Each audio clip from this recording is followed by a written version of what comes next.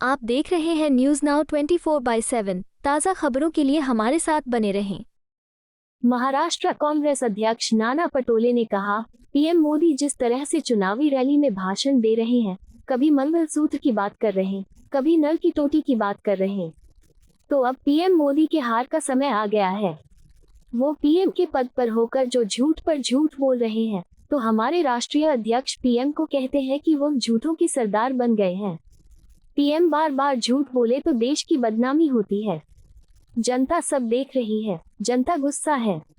देखो, जिस तरह से ये चुनाव में मोदी जी जो कैंपेन कर रहे हैं, कभी मंगलसूत्र की बात जो आपने कही, कभी भैंसा चोरने की बात हो गई, कभी नल की टोटी की बात हो रही, तो ये मोदी जी के हार का समय अब आ गया है।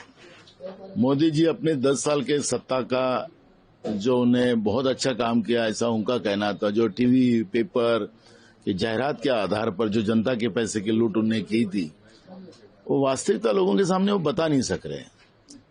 तो झा ने, जो आरजेडी के सांसद है, उनने जो बातें कही है, मैं किसी का मानसिक संतुलन, अब प्रधानमंत्री है 4 जून तक, इसलिए मैं इस लेवल पे नहीं जाऊंगा, लेकिन प्रधानमंत्री कर झूठ पे झूठ जो बोल रहे हैं, बार बार जो बातें असंभव है, उस बारे में जो झूठ के ऊपर झूठ बोलने जा रहे, तो ये हमारे राष्ट्रीय अध्यक्ष उनको कहते हैं कि झूठों के सरदार बन गए अब नरेंद्र मोदी जी।